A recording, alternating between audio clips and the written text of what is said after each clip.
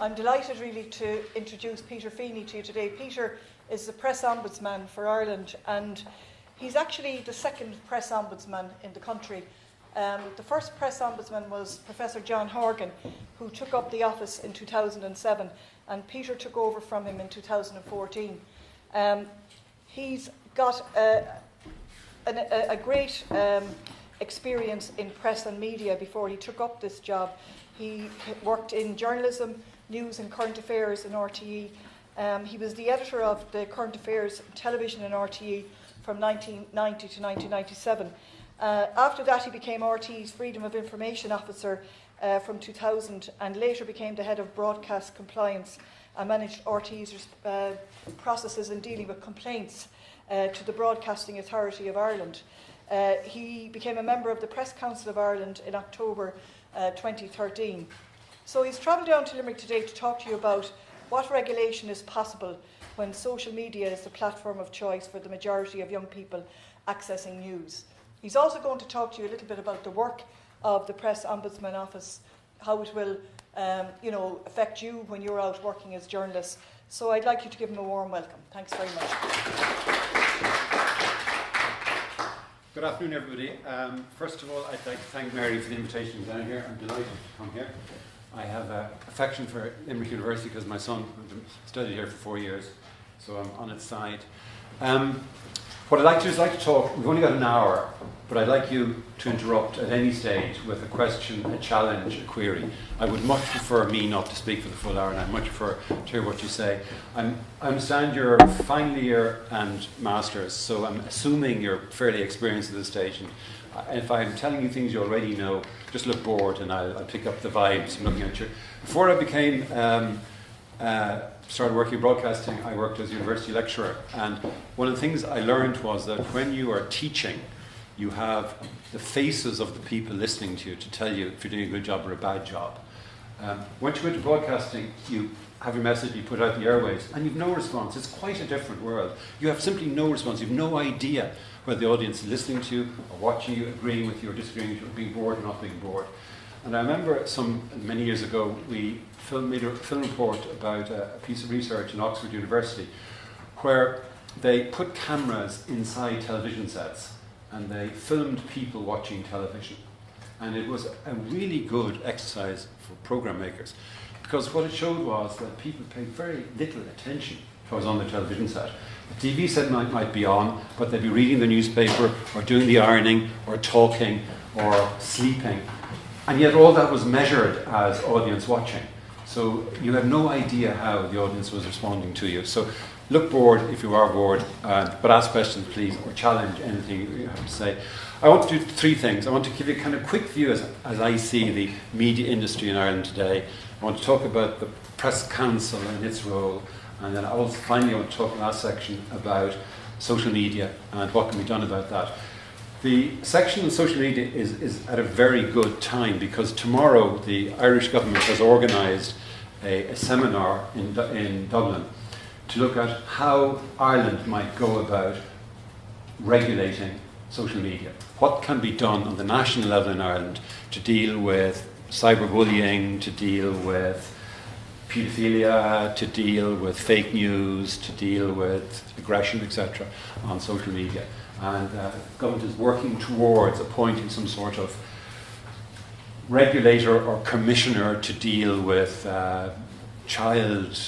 protection of children in social media. So it's a very pertinent question, and it's one which is being increasingly asked throughout the Western world at the moment.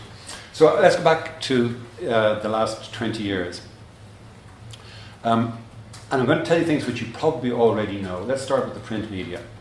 The print media in Ireland today is a pale reflection of where it was 20 years ago. Roughly speaking, circulation of newspapers and magazines is about half what it was at its peak. Commercial revenue is not much more than half what it was at its peak. And that phenomenon is not unique to Ireland. It's actually widespread throughout the Western world. There is a huge decline in the sale of print newspapers and magazines, and there's a huge decline in the advertising revenue of newspapers and magazines. there is a corresponding decline in revenue in broadcasting, public service broadcasting in particular, and commercial broadcasting. And there are kind of a couple of explanations for this. First of all, in case of Ireland, we went through a recession, a really deep recession, and an obvious expenditure you can avoid making is buying a newspaper. So people, if they lost their jobs or if their salaries were reduced or if one of a couple lost their jobs, you would reduce your spending. And one thing you would stop doing is buying a newspaper.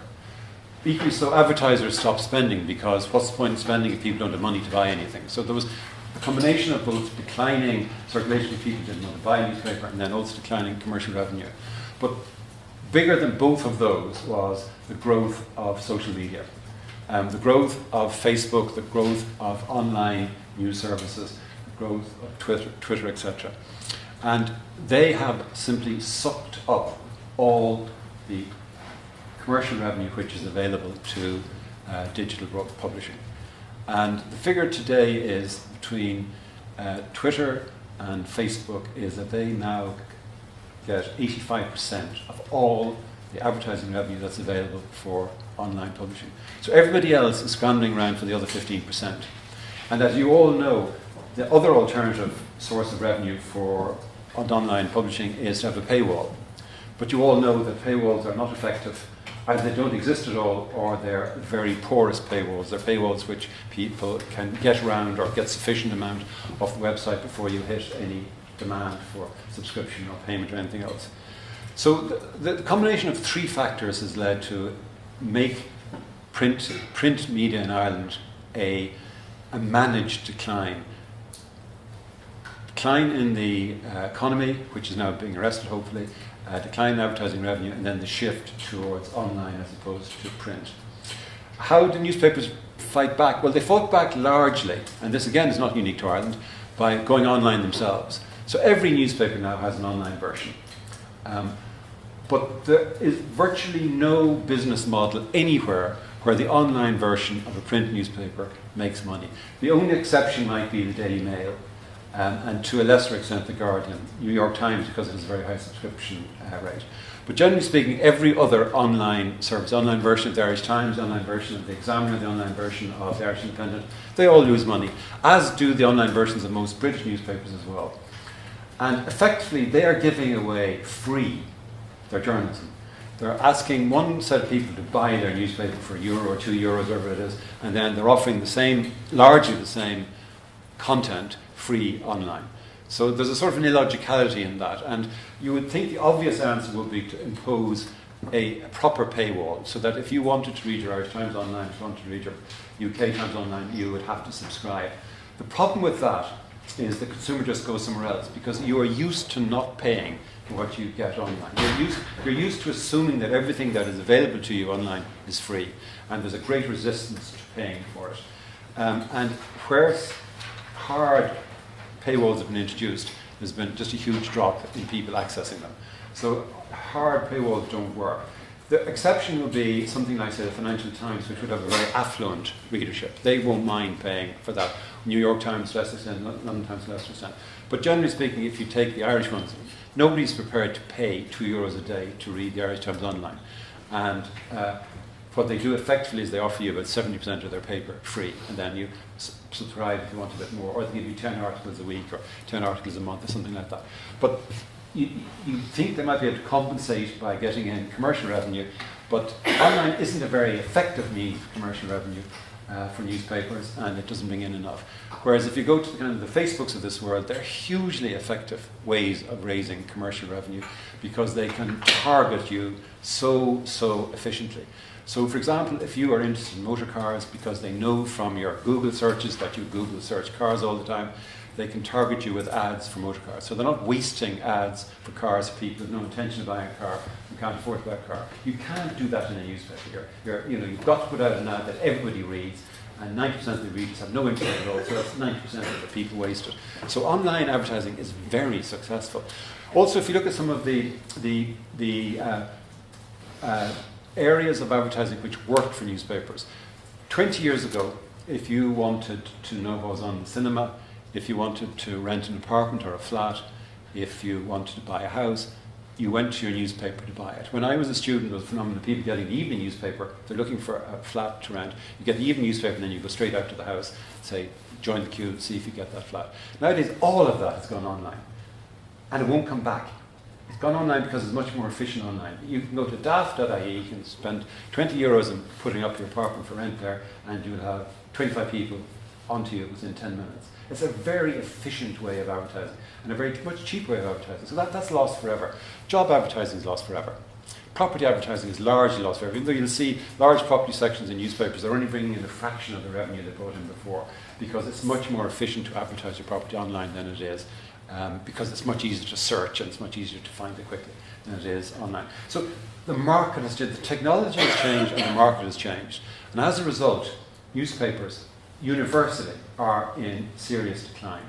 There was some research in Canada recently which showed that households taking newspapers had declined by 50% in 10 years. If you just repeat that in the next 10 years, there'll be actually no newspapers left in Canada. It will just simply disappear. Now, it won't actually get that bad, but it is a huge decline in circulation. And so the consequences of that are that, why are you studying journalism if I'm talking about an industry which is in decline? And the answer, of course, is because if print closes, opportunities open up elsewhere. And all the opportunities are in digital journalism now. One of the points about that, one of the concerns about that, is that the way in which you consume journalism is radically different in print than it is online. If I open my Irish Times in the morning, I get a sense of where the sub-editors feel what's important, what's not important. I get a sense from the placing on the page, from the headlines, about the significance of it all. You don't have that same sense online. You can't.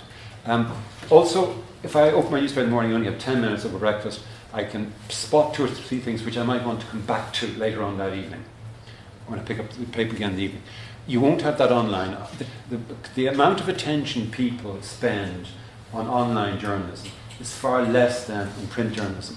That affects journalism. It means that you've got to get your message across in a much punchier fashion, in a much shorter fashion. That works against in-depth journalism, it works against investigative journalism. So the loss of print is to a certain extent at the expense of the quality of the journalism. And if you guys end up working in the media and working in digital journalism, what you have to try and bring to it is an ability to get the same quality that you would get in your print journalism into your online journalism. But you will be aware that the journalist, you have much less time. The consumer, the reader of your online stuff will be gone very quickly. But you have advantages. You have the advantage of being able to use video. You have the advantage of being able to use better graphics, etc. So, it's not without its advantages as well as disadvantages. But it certainly has changed journalism. And it's a bigger change than happened in the last 200 years. And that is significant.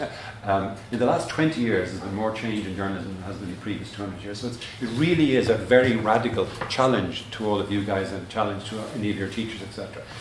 And it's common throughout the Western world. It is absolutely the same in every country. If you meet journalists, international journalists, they all will be saying more or less the same thing to you. It's a managed decline. Another downside of managed decline is that how do you address reduced circulation and address reduced commercial revenue? One of the ways is you cut costs. Therefore, there are less journalists working in newspapers than there were before, and they have less time on their articles. And that works against quality of journalism too. It means the articles are often plagiarized. There's a huge amount of journalism today is just picked up off the internet and rewritten for print publication or digital publication. So the journalism becomes, almost by definition, much more orientated towards entertainment journalism or sports journalism or comment journalism, and much less against traditional news journalism where you go out and you do your work. It also means if there's less resources, you have less time to do your journalism. And I'll give you a quick aside here. I mentioned this to Mary earlier, so apologies to Mary for repeating it. We had a complaint about 2 years ago, and it was a complaint about a tabloid newspaper which ran an interview with an African immigrant who lived in a housing estate in Dublin. And she complained in the article, in the interview, that her kids were being racially abused on the housing estate she lived in. And the journalist published this article, a newspaper published this article, and the local residents association put in a complaint to the press ombudsman, to me. And we looked into it, and what emerged was that the journalist who wrote the article relied entirely on one telephone interview with this woman. He made no efforts at all to check the accuracy of what she said. He didn't go to the local school, he didn't go to the local GA club, he didn't go to the local community centre to find out, is it true about racial abuse? And the local residents association was upset because they said they had a very active policy of trying to integrate immigrants. They encouraged the kids to play sport, they had social activities, etc. And they kind of felt it was a slur on their community. So we put this to the newspaper, and at that point they more or less admitted that the journalist didn't have time to leave his desk, to leave his PC, to go out to the housing estate to make any inquiries. But he didn't even have time to use his telephone to make any inquiries. He just simply relied on one interview. And the newspaper's ultimate defence was, we didn't say it was true, we just said this woman said it was true. Therefore, we didn't get it wrong. We were only quoting what one woman said. But any of you, your instinct will tell you that's a really shoddy way of doing something. If somebody makes an allegation against a community, you have an obligation as a journalist to check if it's true or not. Why should you assume she's telling the truth? What emerged, and most likely explanation emerged, is the woman wanted to be rehoused. So she exaggerated the experience of her kids in order that the local authorities would rehouse her somewhere else. So she was, I'm not saying she made the story up, but certainly she considerably exaggerated the story, and it simply wasn't based on truth. That was essentially due to poor editing, poor sub-editing, poor management of an inexperienced journalist, poor resources, and a journalist who was prepared to put his or her name, I don't know if it was a male or female journalist, to an article which essentially wasn't true. That's one of the consequences of that happening to journalism today. So that's my overall view of journalism. I'm not negative because journalism will continue. There's always a need for the traditional fourth estate, holding to account people in power and people in privilege and people who claim they're doing things or not doing things. So there's always going to be a need for fourth estate journalism, and it will be somewhere. It'll be provided by somebody. It'll be provided by online news sources if print journalism disappears. It may not be as good, but it will not disappear because it is a need. Society needs journalism. Also, journalism needs to draw your attention to things. Take a typical example. It's a Friday night, you want to go into town to a movie. There's 6 movies on. How do I know which one is the best movie? You will rely on somebody telling you. Somebody who you trust has reviewed the 6 movies and said, here's a 4-star, here's a 2-star. Under no circumstances ever go with that one, it's a 1-star. Here's one that is a really interesting movie. You will always need that. And that will be provided. It will be provided somewhere for you. It's increasingly likely that it'll be online. It won't be in a newspaper or magazine. But there still will be a need for that. There still will be a need for people in public life, for politicians to be able to say what they're doing, to present their arguments, etc., for you to listen to them, to decide whether you believe them or not. You will, assuming you're here for the next couple of months, you will have the debate about the 8th Amendment. Please embrace that as an opportunity for all of you. It doesn't matter whether you're Irish or not Irish, it doesn't make a difference. It is a great opportunity for you to look at a concise period. It'll be only 3 months. It'll be from now until the end of May. Look at the way the arguments for and against are presented. Look at the roles the newspapers play. Look at the role broadcasting plays. Look at the role online journalism plays in presenting the arguments on both sides and in challenging the arguments on both sides. Look at the role of resources. Who is buying advertising space? I was saying to Mary today, when I go onto my Facebook page now, the first sponsored post every day for the last 2 weeks has been from a pro-8th Amendment group. They are spending money on Facebook buying space to tell me to vote to retain the 8th Amendment. An obvious question to journalists would ask is, where are they getting the money to pay Facebook for that? I have no answer for that. We got a complaint this week about a newspaper in West Cork called the Southern Star. And it was on a news page, page 4, which is a news page, and on the left-hand side of the page was a column, and in the middle of the column was a poem. And the poem was a poem allegedly written by a fetus. And it was a fetus saying, please, mummy, please, daddy, don't murder me. And it was a terrible poem. But the poem was, please, when you come to vote in the 8th Amendment, bear in mind my life. Don't deny me the right to be born, etc. We got a complaint about that. It was very unusual because it didn't say who had written the poem. It didn't say who had paid for the poem to be published. It just appeared. Now, I judged it to be an advertisement because it was in a column of advertising. But it was well masked as an advert because normally speaking you would expect across the top, repeal the eighth or save the eighth in a lobby group to put their name up there. Or on the bottom would say vote in the referendum. But it was just simply someone paid for buying a poem. Now, that's very interesting. And it raises a whole lot of questions. Could it have been that the editor just decided he liked this poem and put it in? No, I'm sure it was paid for. But who paid for it? And what organisation paid for it? It's also very unusual because in election time, if you put up a poster or if you hand out leaflets, you have to have printed on your leaflet who you are, what organisation you are. Because there are standards in public office which require information about funding, etc. So you can't have anonymous election posters, flyers, leaflets, etc. You have to say who you're supporting and how so that the authorities can check on how the funding is done. But this didn't have that. It was just simply a poem. You could argue it was only a poem. It was about nothing else. That's very interesting. So please, for the next 3 months, buy newspapers, listen to radio, watch television, look at online, follow the debate on the Eighth Amendment. If you're Irish, please vote. If you're not Irish, it's very interesting just to watch that. And it should come to an interesting conclusion. The opinion polls at the moment are showing the likelihood that the Eighth Amendment will be repealed. But just watch the way the opinion polls will change over the next few months. Will they side in favour of retaining the Eighth Amendment? Will that grow? Can you find amongst your student body a diversity between students who are in favour of repeal and those who are in favour of change? What's the difference between the two of them? You have a great opportunity for the next few months to look at all of that because I think it's a universal exercise. Abortion is an issue everywhere in the world. It's not unique to Ireland in any place. And where Ireland is no worse than where other countries are, no better than where other countries are. So please avail of that as an opportunity. Press council. So that's first, third done. And any questions at this stage? I'll move on to second, third. Right, okay, second, third. Don't see anybody sleeping yet. No? Oh, back there, one guy's eyes closed. Open your eyes quickly. Good, his eyes are open. Phew. Right. Like a cattle prod, electric cattle prod. Okay, second section. Why me? Why the press council? It's actually very simple. A couple of you are American, I understand. America doesn't have a tradition of regulation of the press in the way that everywhere in Europe has. Everywhere in Europe has a history, a tradition of press regulation. If you go back to the beginning of the newspaper, beginning of print, it was seen by the establishment as a threat because it's a bit like the internet today. It democratized things. It gave people information. It gave people platforms.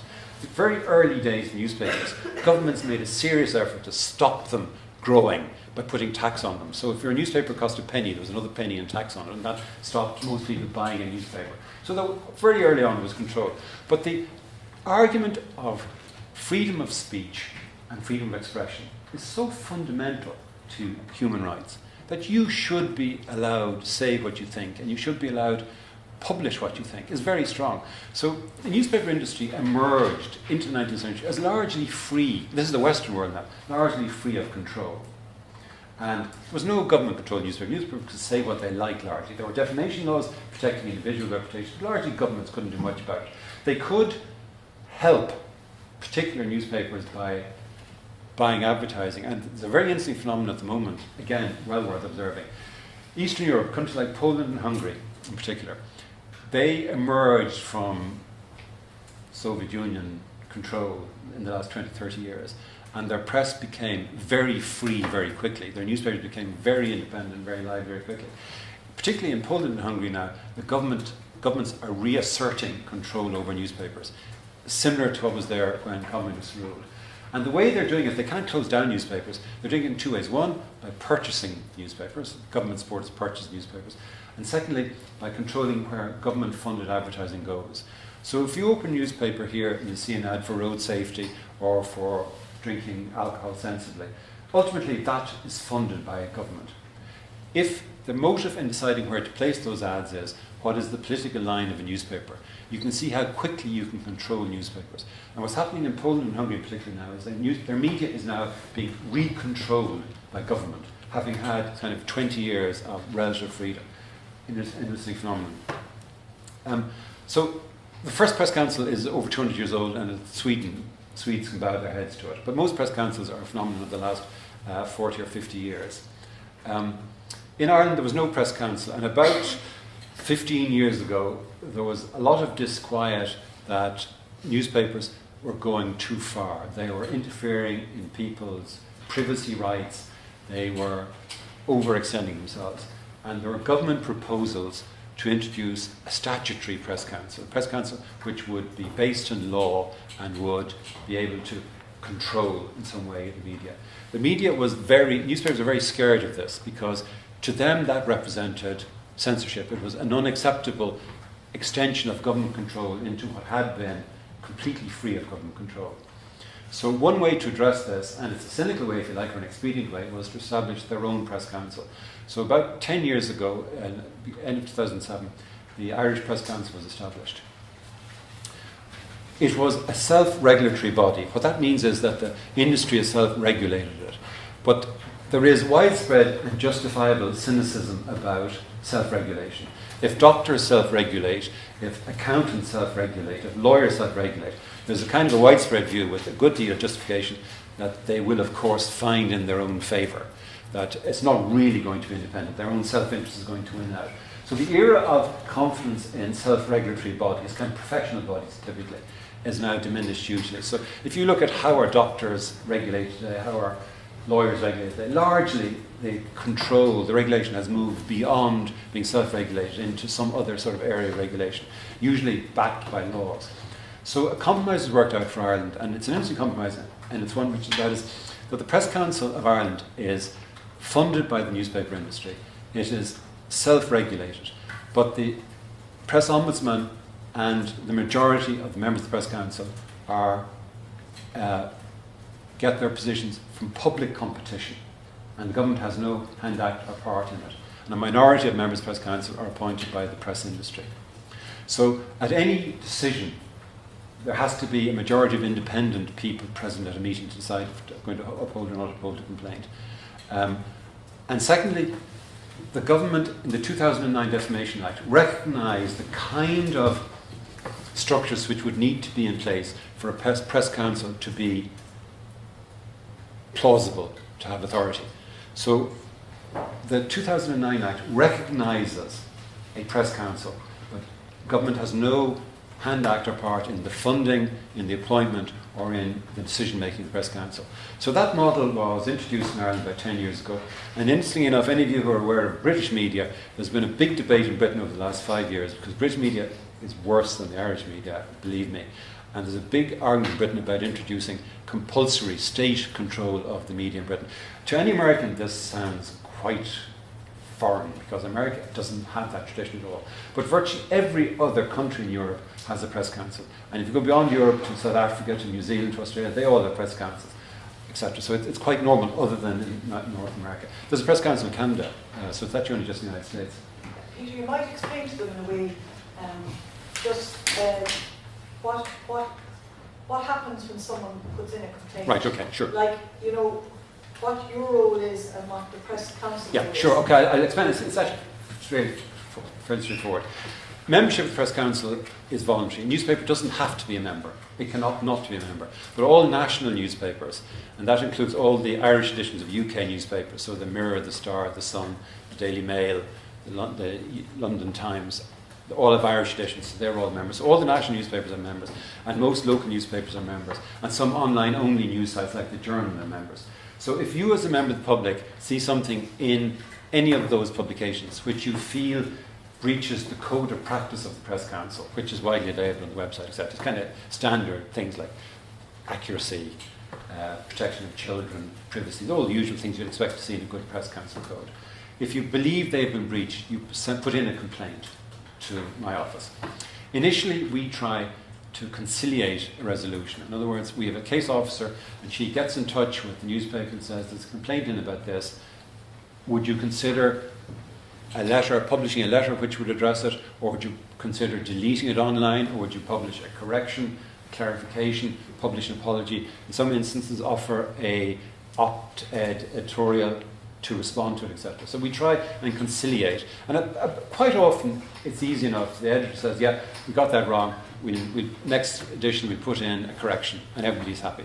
So that's a good, easy, quick, and informal way of dealing with complaints. And quite a lot of complaints are dealt with. We get about 300 complaints a year. We're dealt with on that basis. But if that isn't possible, then the complaint goes to me as the press ombudsman, and I have to decide. I've only 4 decisions I can make. I can uphold a complaint, I cannot uphold a complaint, I can decide that the newspaper offered sufficient action to redress the complaint, or I can say I have insufficient evidence to make a decision. So if I uphold a complaint, the newspaper is obliged to publish my decision in full with equal prominence to the original article. So if the original article was on page 5 of a newspaper, the newspaper has to publish my decision in full on page 5 on the same day of the week. And that's the only stick I have, but it actually is a huge stick. There isn't a newspaper editor in the world who wants to give over his or her half page to a decision upholding a complaint against the newspaper, because it does reputational damage. Is that a question? Yeah. Good. Is it just members of the press, like, you know what I mean? Like I said, you mentioned the Star there. Is there, like, say, for example, the Liberal? The Liberal is not a member of Press Council. Yeah. Can you tackle that in any way? No. And if we get a complaint about a non-member, there's nothing we can do about it. We can't deal with it at all. So if you put in a complaint about the Liberal.ie, we can't deal with that complaint. And about 25% of local newspapers aren't in the Press Council either, and quite a few magazines aren't in it. If the complaint about broadcasting, there's a separate body, the BAI, that deals with it, but we can't deal with a complaint about a non-member. And that's a weakness. It would be much better if all newspapers were in the Press Council, but because it's a voluntary organisation, you can't make anybody join. But it's not that many non-member complaints we get. If that's the case, is there a reason? Why would be the reason for a press or for a paper to actually be a member of it? Would it be that easy for them to go in? We don't deal with complaints. If we 2 reasons. One is if they're a member of the Press Council, it's kind of a kite mark of their belief in the quality of what they do, because they're saying we are confident enough that what we publish will stand up to independent complaints handling process. So it's kind of saying our journalism is good. And the journal.ie, when it started up, wasn't in the Press Council, and they pressed very hard to join the Press Council because they wanted that sort of reputation. The other reason is that if you haven't got a Press Council, it's more likely the government will then introduce legislation to control you. So the expedient argument for joining a press council is that it stops the government controlling you, at least has another body controlling you. But it's terribly important that the press council is not seen to be just journalists judging themselves, that the chair of the press council, the chairman of the press council, the press ombudsman, and the majority of members of the press council are all independent members. They're not appointed by newspaper industry. Just to go on, okay, I make a decision to uphold a complaint. Either the complainant or the publisher can appeal my decision. So there's a second bite of the cherry. If you don't like my decision, either as the complainant or as the publisher, you can appeal to the Press Council. And that full Press Council, which is 13 members, then consider the complaint. So there's 2 opportunities for both the publisher and the complainant to put in their arguments why things should be upheld or not upheld. And so I have 4 decisions. I can uphold a complaint, the decision has to be published in full. I cannot uphold a complaint. If it's not upheld, the newspaper is free to publish it or not publish it. All our decisions go up on the website anyway. The third one, sufficient action. That's important enough because a lot of the time the complaint is a relatively modest complaint. And the newspaper will say, we will publish a letter correcting it. We'll publish a correction. We will delete it from our website, which increasingly is what people want. Or we will give an op-ed, which is the kind of ultimate one. Quite often newspapers will offer that and the complainant will say that's not enough. But I can hold the position that is sufficient redress.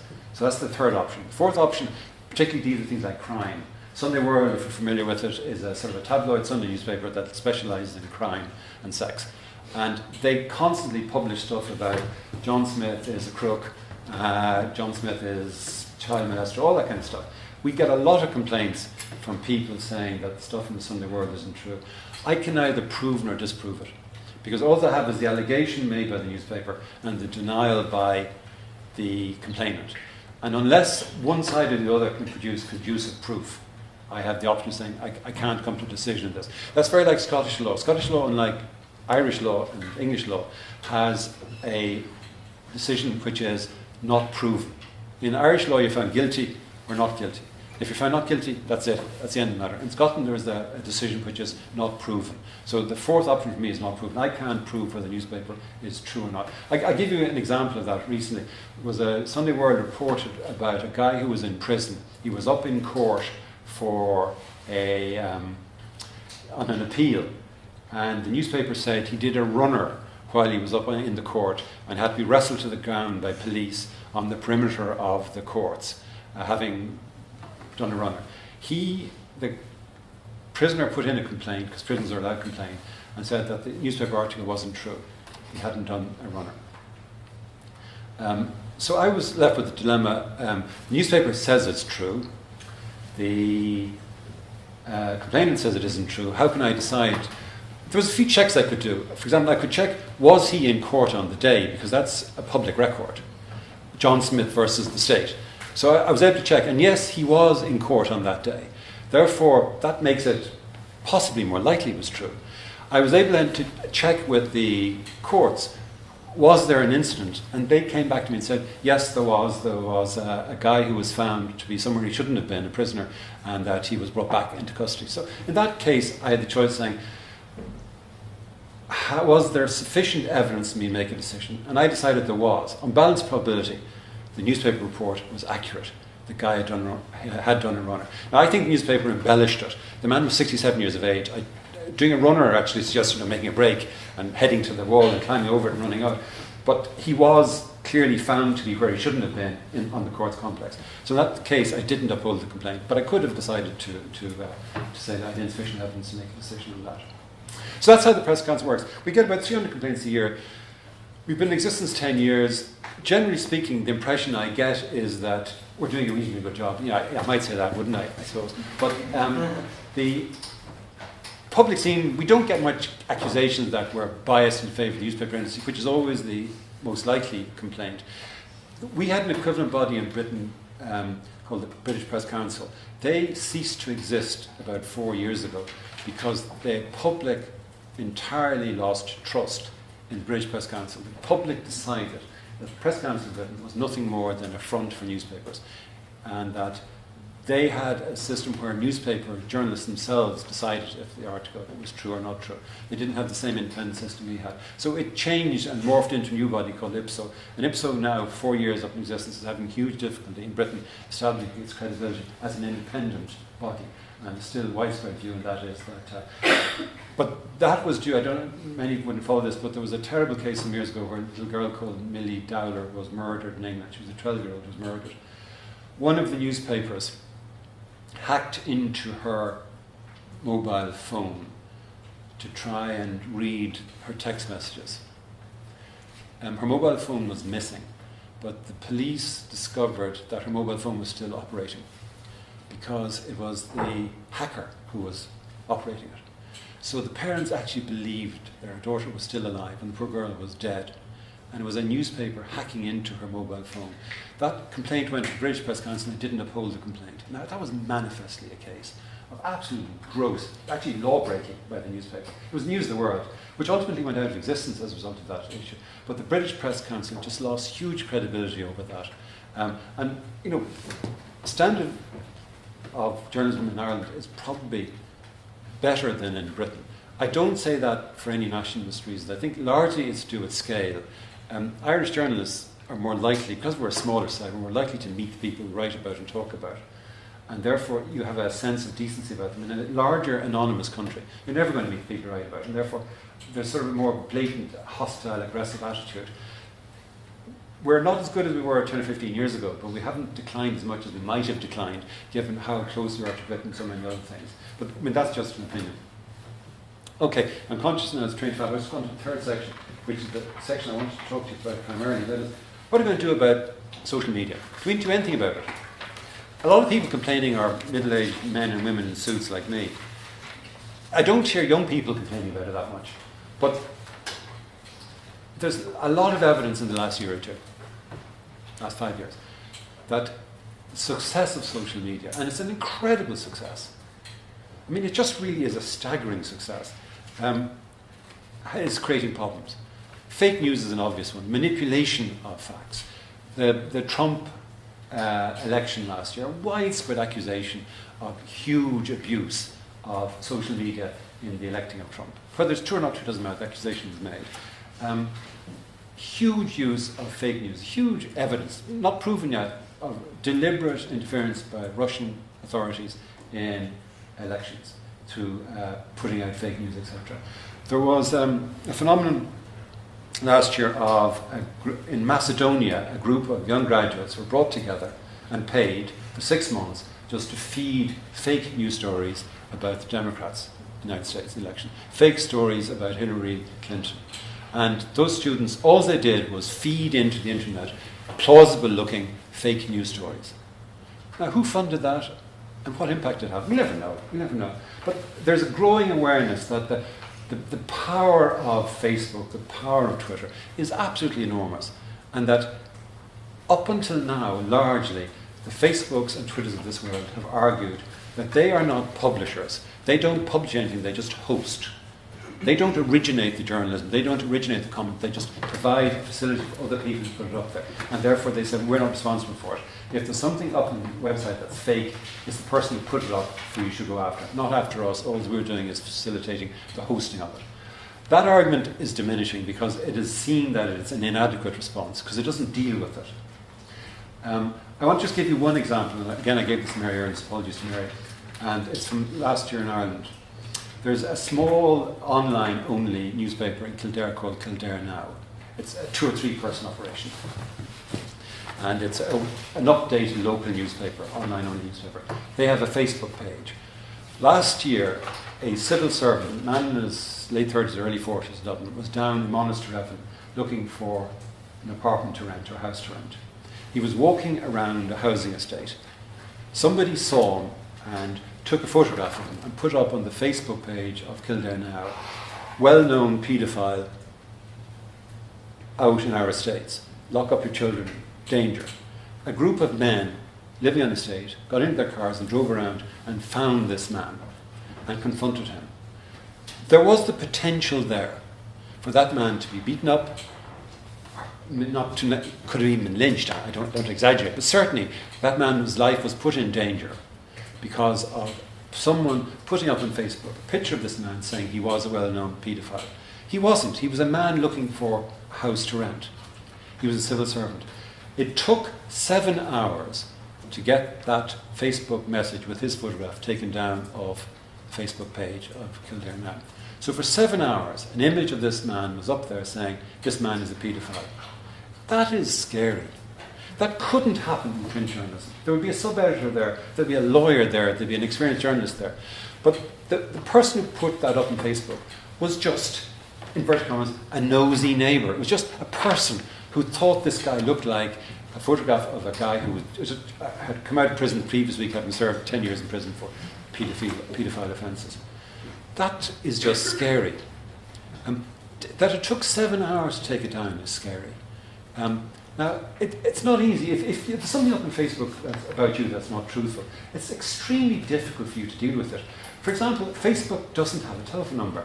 My office is in Dublin, and Facebook employ nearly 2,000 people within 800 yards of it.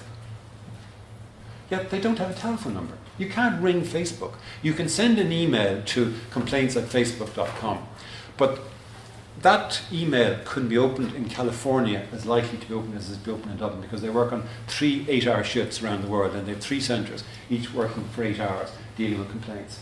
So the local, if someone answered my email about Kildare Now, and that person's in California, how would you really expect that person to have the experience, the knowledge, the information to make a call of what I was saying? It's asking an enormous amount.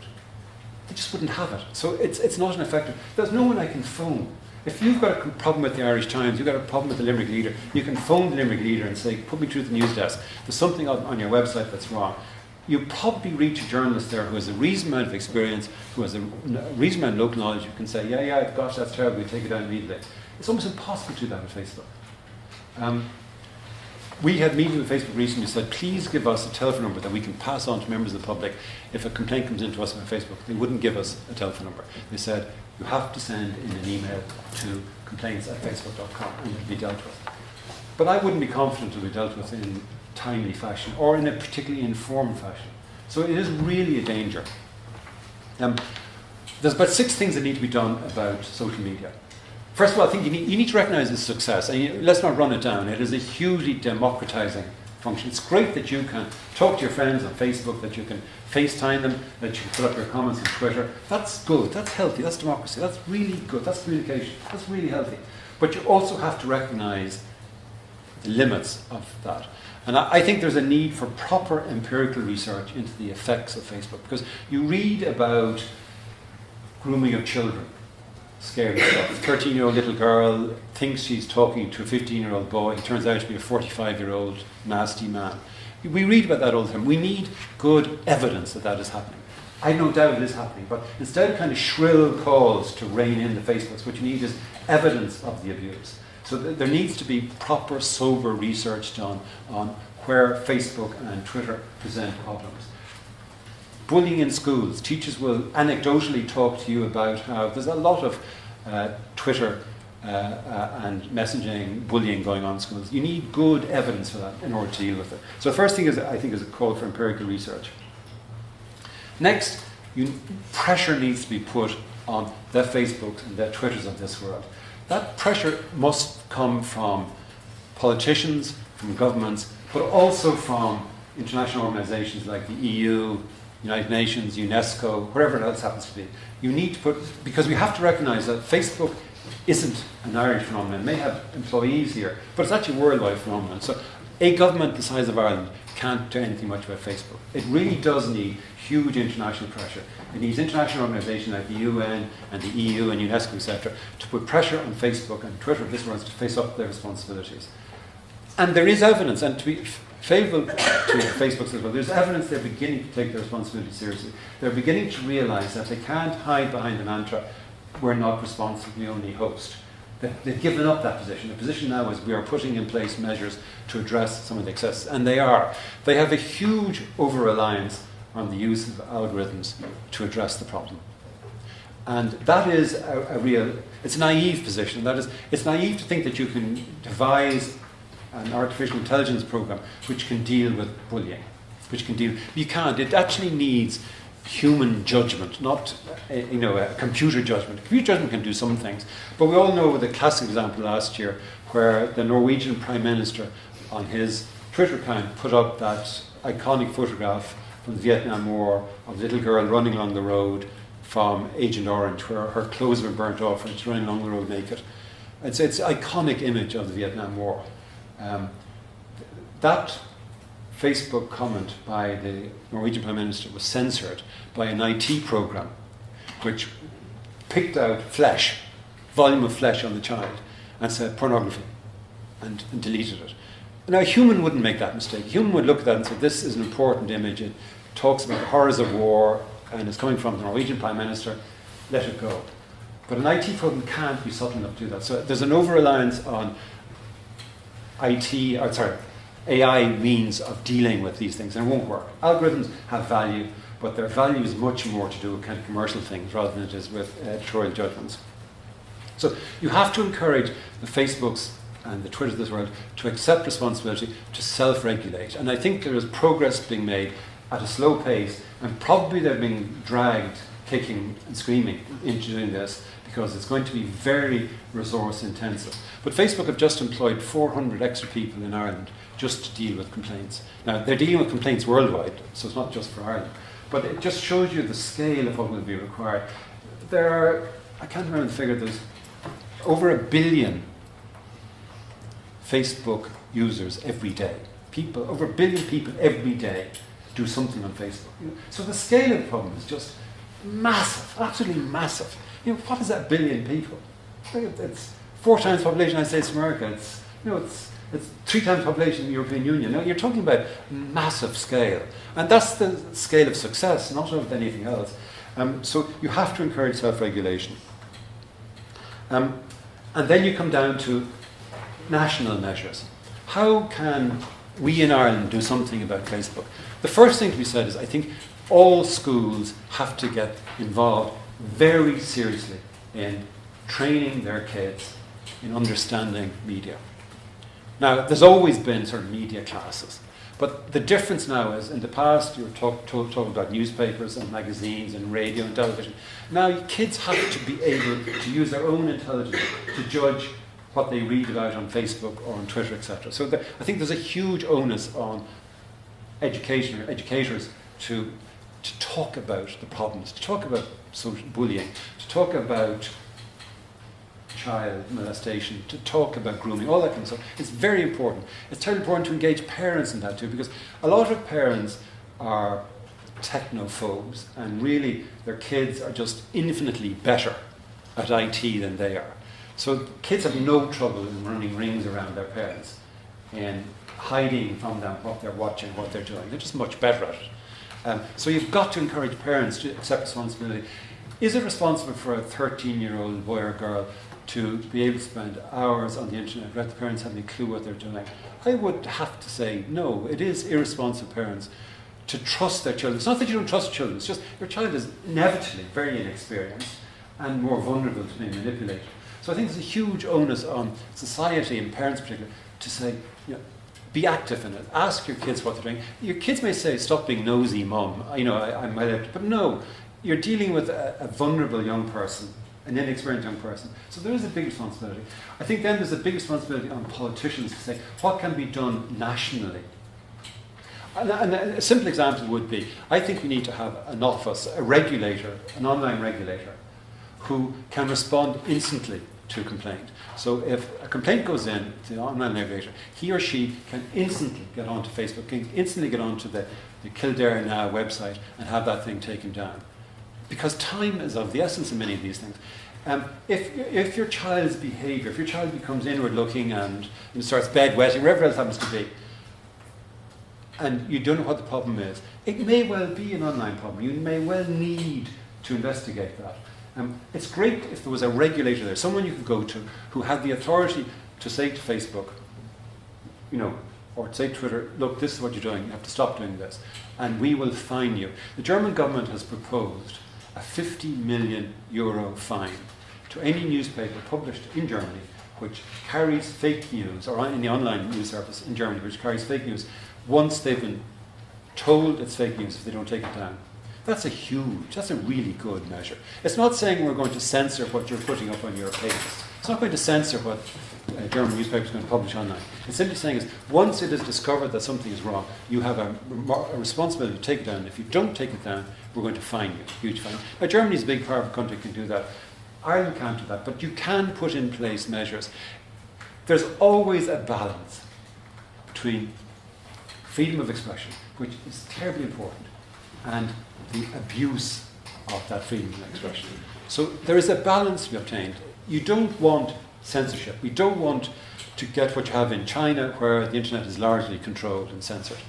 We welcome and should embrace the freedom which social media provides us all with.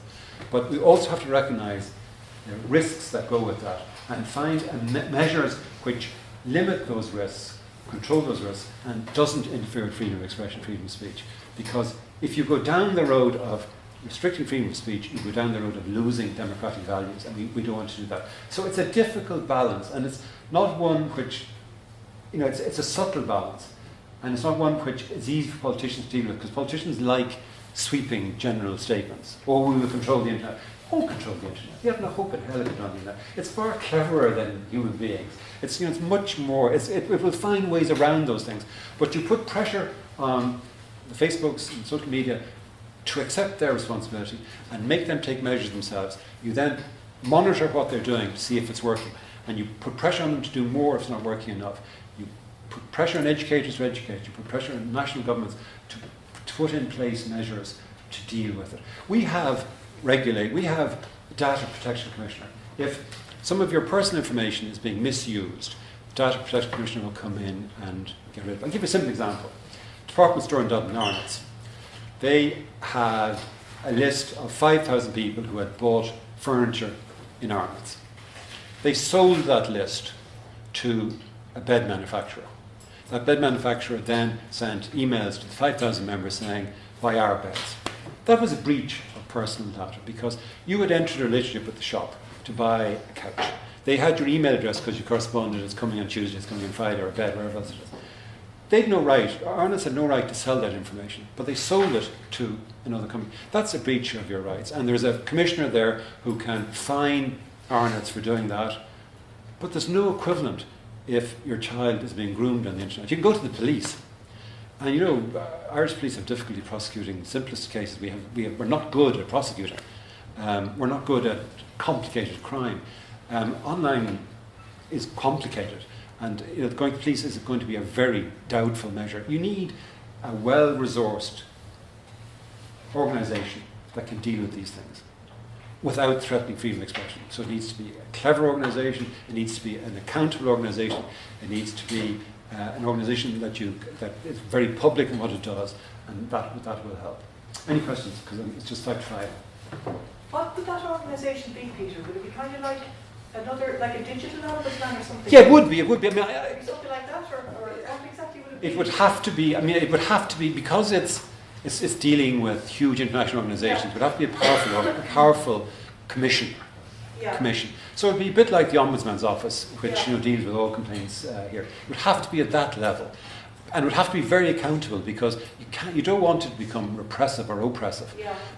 And you want it to be fast. It would have to be 24 hours a day as well. It would have to be open 365 days a year, 24 hours a day, to deal with it, and it would have to also keep in mind at all times that freedom of expression is important. So it's not about closing down things. Yeah, it's it's a about balance, protecting harm.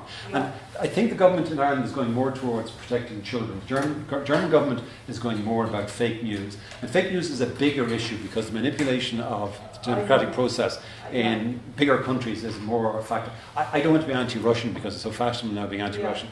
But there is reasonable evidence now of significant Russian interference in democratic elections. Question here, girl in white. So, are you expecting that Facebook and Twitter would voluntarily agree to this? I don't think they have any choice. I mean, I think they need to come to a position where they don't have any choice. I think they recognise themselves now that they have responsibility. I think they're recognising that. They're making efforts now to do that. Microphone's upside down.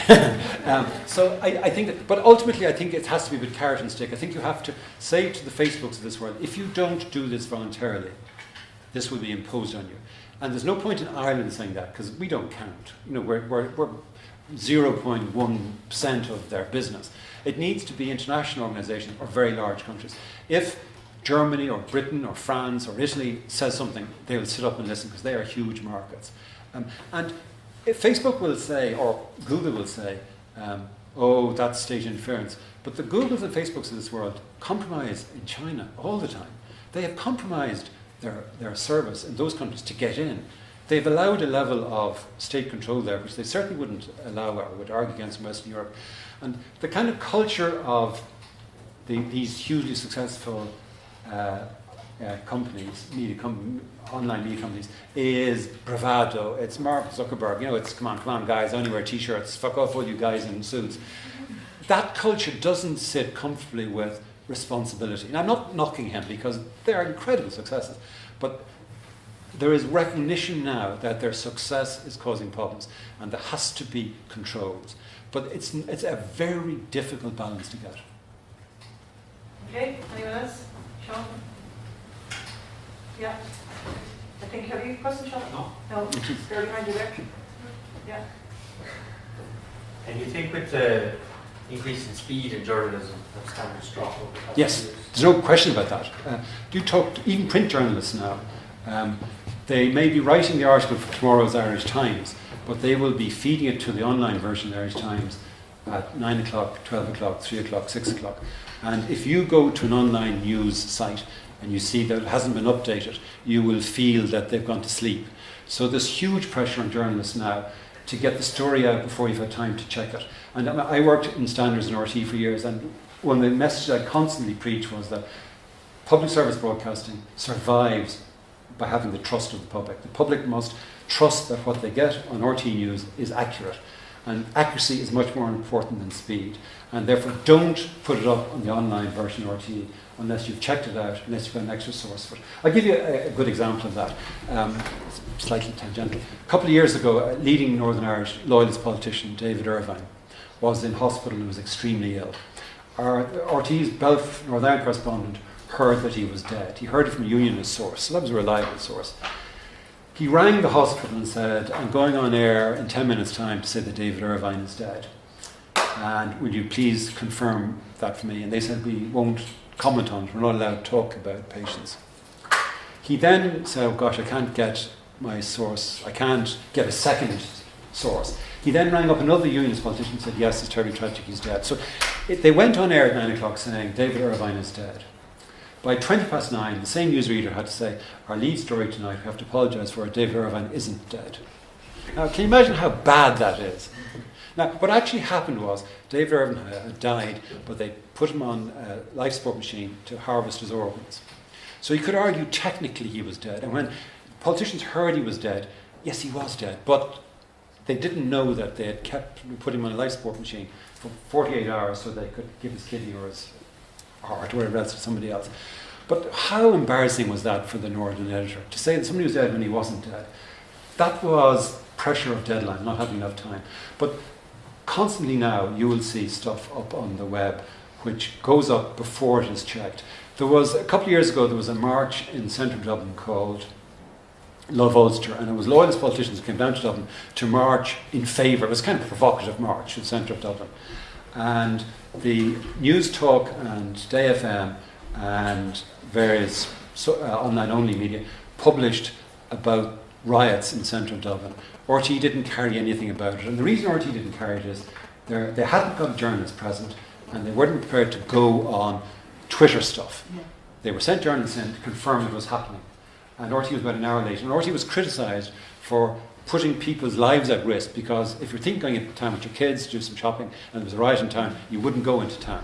But RT wasn't telling you this. And the RT argument was that we will not put up out on air something we haven't checked, because it might be grossly inaccurate, it might be false, it might be spurious. There's a lot of people who get a kick out of putting out false news. There's a lot of people who actually enjoy getting out there something which isn't true and feeling like beating the system. Yeah. But there's a consequence of that. Any more questions? Can I ask you something? They're all going to be working in the media in the next, couple of years. Yeah. If somebody makes a complaint to your office about a story that they've written, yes. What? Okay. How do you deal with journalists? You will feel threatened. You will feel threatened. That's the first thing, because it's your reputation suddenly. There's an article in the Clare Champion, and my name, my byline is under the article. It's a complaint about it. You're going to feel threatened. First thing we said, we never name the journalist. We always regard the complaint as against the editor, because the editor is always the person responsible for publishing it. So we only deal through the editor. We never name the journalist. Now that may be cold comfort, because everybody will know you wrote the article, but we never name the journalist. Secondly, you would assume that any editor, in defending what was published, he or she will talk to the journalist. And frequently we are aware that the actual defence has been written by the journalists themselves. They will outline the measures they took to check the accuracy of their story.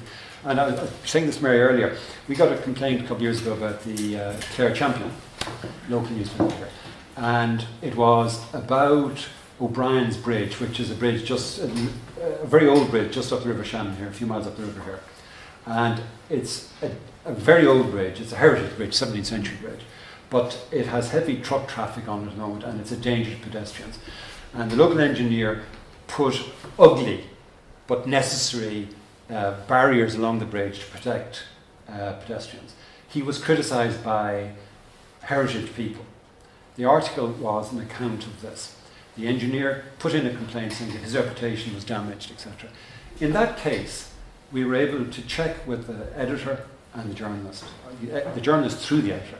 And the journalist had taken every possible opportunity to check his story. He had written the story up, he'd presented it to the engineer and saying, would you like to comment on this? He even went to the extent of postponing publication of the story for 3 months so that he could put in an FOI request to get access to Clare County Council records about the putting the stuff on the bridge. So from my point of view, it was a 100% carefully checked story. And the engineer, the complainant, I didn't uphold his complaint. So that's an example of where the journalist's reputation was at stake. Had he written something that was inaccurate? No, he had done everything he should do, and he had done it very carefully, so his complaint wasn't upheld. But you will get journalists who are going to be nervous because they took shortcuts. I'll give you another example. It's from Galway. There was an accusation of students involved in plagiarism in GMIT in Galway, and there was an inquiry into it. and there was dissatisfaction about the outcome of that inquiry. So outside body was brought in to look into how the college dealt with this accusation of plagiarism. The local Galway newspaper published a story saying, President's email records wiped. And there was an assumption in that article that there was a cover-up, that for some reason the President's emails had all been wiped. When we looked into that story, what we discovered was that, yes, it was true the President's emails had been wiped. The President was a woman. She had retired from her job as President of the college, and the college had a policy of wiping all emails of staff who depart. But those emails could be reconstituted because they still existed in the master server. So they were reconstituted, and the people carrying out the inquiry looked at the emails of the President and said, nothing relevant here at all. The issue had never crossed her desk. Yeah. So had the journalist either spoken to the retired President or had he or she contacted the local college and said, I'm writing this article next Saturday. What have you got to say in response? They would have been told that, sorry, you haven't got a story here. The emails were reconstituted, there was nothing found. But Yeah. he or she didn't do that. I think that was probably an example of a journalist who didn't want to risk losing a story by carrying out proper research. So we upheld that complaint. But that's unusual because, most complaints are not upheld, and in most cases journalists have done the right thing. But you do occasionally get examples where maybe a journalist takes a shortcut. Okay. Any more questions? Yes, Marissa? Was there any response from the Press Council about the advertorials on the national television? Yeah, it's a real problem. This is the simple story. The government has funded advertorials in a lot of newspapers about the capital plan for the next 20 years. And the question is, are they masked as editorial? It's a weakness of the Irish regulatory system. That is that advertising goes to the Advertising Standards Authority of Ireland, not the Press Council. So if it says across the top, sponsored or in partnership with the government, a complaint comes into us, we have to send it to the Advertising Standards Authority of Ireland. And the problem is they won't deal with political advertising. So there is a gap, there's nobody to deal with it. So it's certainly an issue, and it is showing up a weakness in our regulatory systems that there's no one to deal with it. We could deal with it if a journalist pretended he or she was writing regular editorial stuff and in fact was writing advertorial stuff. We could deal with it on that basis. So we got a complaint saying, I was interviewed for this article, I thought it was a piece of normal journalism, I discovered afterwards it was advertorial and therefore it was sponsored or funded. And we could deal with that as a complaint. But the bigger question was it adequately marked out as advertorial rather than editorial.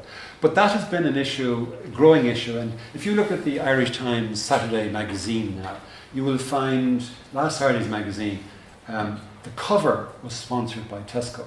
Yeah. And 4 pages inside were sponsored by Tesco. Yeah. It's, in a newspaper like the Irish Times, they need to go down that path very carefully because it does undermine your journalism. We had a complaint a couple of years ago at the Sunday Business Post. There was an article which was a technical kind of thing. Are concrete built houses better insulated than wood built houses, wooden framed houses? And the complaint came into us from the concrete industry.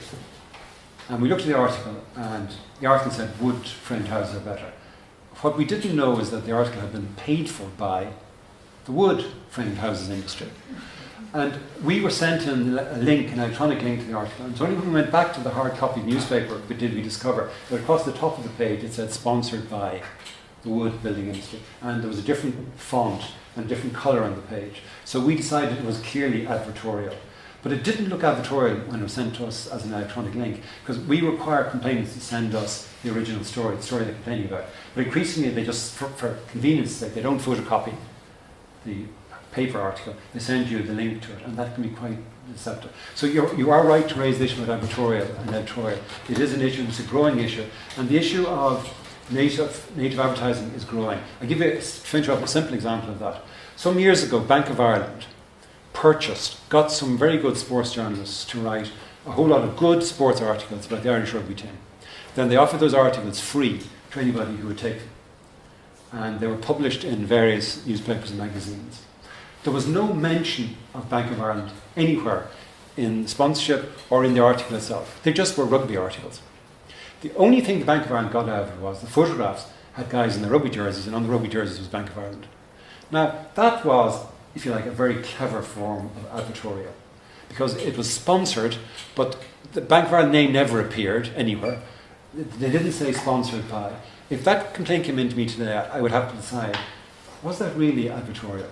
And they didn't interfere with the journalists at all. In fact, they paid good journalists to do it. And go back to the question you asked. A lot of journalism now is by freelance journalists, and they will be doing anything to earn a livelihood. They'll be doing some regular editorial stuff. They'll be doing some advertorial stuff. They'll be doing some PR stuff. So you kind of, as a journalist, as a working journalist, freelance particularly, you'll do anything you can get commissioned. So one day you'll be doing a piece of journalism, the next day you'll be writing up a puff piece to go into an in-house magazine. You'll be doing both. So if you approach a person in an interview, they may say, oh, the last time she interviewed me, that art was in the Irish Examiner. She's a regular journalist. But in fact, you could be now working on a piece which will go into a puff piece for PR purposes. So it is a tricky area. Okay, Peter. Did you want me to mention prize? Oh yes, sorry. Just very briefly, Prize, yes, we're prize. offering a bursary of €1,000 this year to a journalist, and can be a final year or master or first year, doesn't make a difference, who does a piece of work. It can be print, it can be audio, it can be video, it can be online, it can be a blog, which demonstrates good original journalism. It's as vague as that.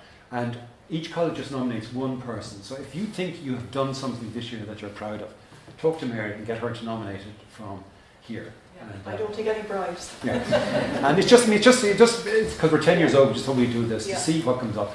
And it doesn't need, the subject doesn't have to be in-depth investigative journalism. It just has to be original and imaginative. Does it have to be some kind of public interest? Yeah, ideally, I think it should demonstrate what is good about journalism. In other words, if it's purely an entertainment piece, but I don't knock entertainment journalism. Entertainment journalism is terribly important, but it just has to have a spark about it, an originality about it. And I think I used to do a lot of recruiting in RTE for new journalists and research producers coming in, and what we're always looking for was that spark of originality. We weren't looking for people with firsts. That didn't make any difference. We didn't look for people. We wanted people who showed imagination and energy and kind of unusual insights, because that's what you need.